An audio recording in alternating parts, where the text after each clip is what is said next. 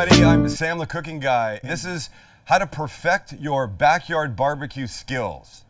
I'm Sam Zion, Sam the Cooking Guy. This is my backyard, my home. This is where we shoot our YouTube channel. We have almost 3.5 million subscribers now, and we make food that we say is big in taste, but small in effort. Chimichurri shrimp that I'm gonna cook right here on the flat top. Now wait for this. Now we got chimichurri happening. Chimichurri is that great South American parsley, garlic elixir. And it all happens in a processor, and it happens in about 2 seconds. And what it will do to the shrimp is amazing. So let's make this first. So all we're gonna do is put the following ingredients in. Make sure I've got power. This is flat leaf parsley. Ahead of it, I'll take not the stem part, just up here, and go twist and drop that in, just like that, okay? And everything else will follow. And that's gonna be this. It's gonna be approximately 6 cloves of garlic peeled in. Come on, you. 2 teaspoons of dried oregano, or you could put fresh in, and you always use more if it's fresh because it's not quite as potent. You put a tablespoon of fresh oregano in, it would be fine. A couple other little seasonings here. We've got dried cumin, in we go. We've got red pepper flakes. It's about a half a teaspoon or so of each. Little kosher salt again. And by the way, kosher salt used the right way doesn't make food salty. It enhances the natural flavors of whatever it is.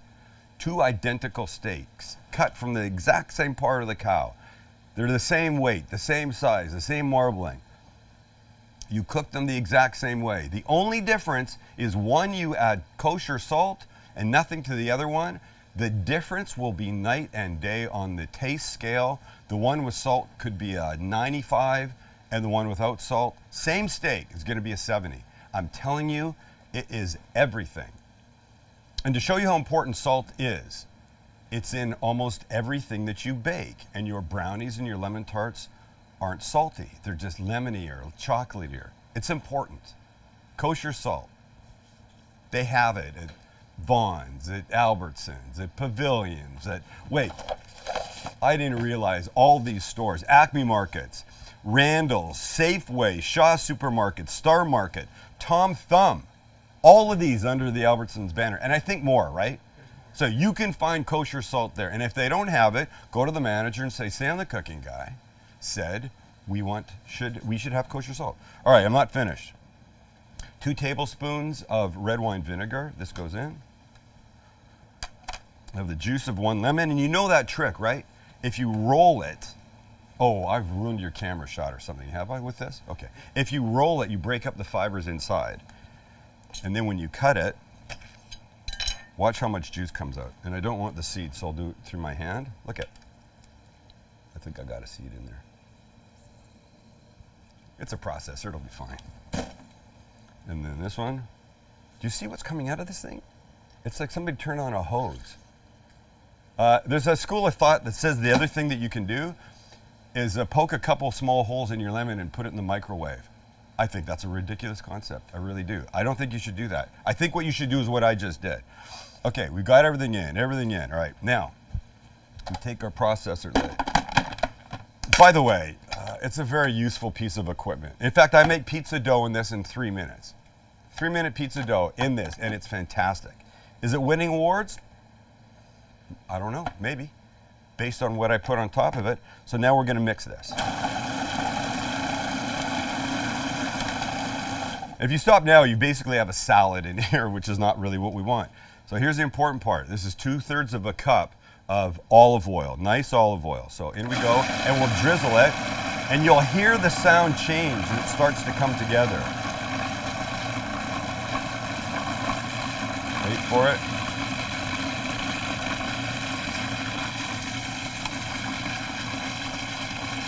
Okay, it didn't really do it all that much. Jill, I think I can do this. Okay, let me show you what you've got here. Let me show you what you've got. Let me get a spoon.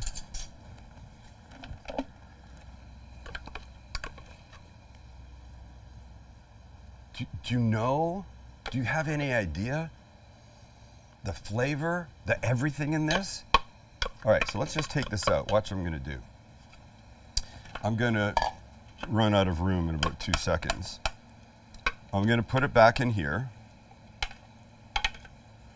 And then we're going to deal with our shrimp. Okay. This gorgeous, rich, citrusy, little bit of spice. Let me hand this to Joe because I'm going to need this for the chicken. And I'll pull this away and turn this down. And now we're getting ready for our shrimp. But we're going to serve by putting a little extra right here. By the way, ladies and gentlemen, it's no coincidence that all restaurants, almost all restaurants, serve on white plates. Everything looks good on white. So Chancey, if you come over here now, let's just do a little shrimp 101 for the people. Okay, here's what we got. We've got to clean up because we're working clean. This is live, by the way, so bear with me if there's little moments when I gotta clean up. Here's what we're starting with. We're starting with the Waterfront Bistro shrimp. Now I'm going to teach you some things about shrimp. Shrimp are sold by how many there are in a pound. These are 1620s. This is the size that I like. I love this size. I can do anything with this. I could chop it up, or I can use them whole. The bigger this number, the smaller the shrimp are. 5160s are little guys. 3140s are in between those and these. And you'll find all of those in the freezer section, at the supermarket where you go, Waterfront Bistro. I cannot tell you how many hundreds of pounds of this exact shrimp I have bought over my lifetime of cooking. I always have them in my freezer because there's so many things you can do with them. And here's how they look when they come out. And by the way, these guys are peeled and deveined, but the tail is left on. Because sometimes I like to serve it with the tail, like a little handle, like if it was in a chowder or something. But for our purposes today, I took a bunch of these, I put them in a bowl with cold water, changed the water a couple times, and in, I don't know, 20 minutes or so, they're done. And they're defrosted and they look like this, okay? So here's what we want to do. We want to skewer them without the tails. So I just pull. If you pinch right where the tail part meets the shrimp, watch what happens. Boop, it just comes right off. Show you that again. Boop, it just comes right off. Okay, and now we're going to take a skewer, any kind you want. And I think this is a common way for people to skewer shrimp. Like that. And I'm not a fan of this. I'm a fan of this. The green come from. I'm a fan of this. I'm a fan of this. Not this, this. Not this, this. I could keep going. So all you do is you take it and you come to the tail end, and you take your skewer and in you go. And you just take your time and you slowly thread it through and straighten as you're going and straighten. And it won't be perfect, but it will be that. It's great. This is everything you want, all right? I don't need to do the rest of those. I'll put those there. Jill can have those when she wants. So here's our shrimp. So we're only going to give them a couple of things, right? Just a little bit of oil right now, and the oil is going to help our seasoning stick, and our seasoning is going to be just a little salt and pepper. Flip them over. And by the way, these skewers are not soaked in water. They have not been soaked in water because I'm doing them right here on the flat top. If I wanted to do them on the grill, yeah, I would soak them because I don't want them burning up. So, here they are. And now we come over and we do this. We put them right on. Just spread them out. I say in my best Canadian accent. And give them just a little movement because that will help them not stick. But now, watch what we do. Now we're going to take this brush, rinse the barbecue sauce off it. Okay, oh my goodness, I'm still thinking about those ribs. Still. And now we come back here. And just like the ribs, once we start to turn them a bit, then we can start putting a little bit of this on. So here's why this is such a great thing to do. It's not only is it delicious and super healthy. Look, so many appetizers that people make these days are are heavy, loaded down with cheese and bread and stuff like that. And listen, I'm a fan of cheese and bread and stuff like that, but not always. So one, you're giving your guests or you something that's way, way lighter. But second, what I love to do is I love to have these all skewered up. And then when your friends come over, do you know what they do? They get to skewer their own. They think they're just having fun. They don't realize how crafty you've been, because now you get to, what's it called? Oh yes, enjoy yourself at your own party. And we know that doesn't always happen because you're running around like a crazy person. So a little more turning. And I want to remind you of something really, really important.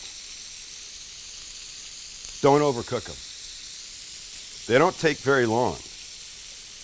Do not overcook them. You can eat raw shrimp. I've done it before. So just don't. If you can eat it raw, I'm going to tell you the same thing with the salmon. I'm not going to want you to overcook the salmon. Right, we're almost there. Talk about beautiful. They're some of the prettiest things you've ever seen.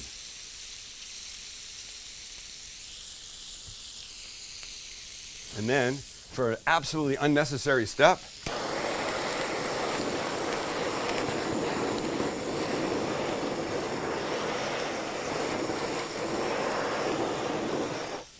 and by the way, you don't need a giant industrial one like that. They make small little hand torches, like for torching creme brulee, that kind of thing. All right.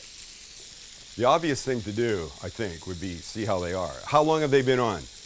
2 minutes?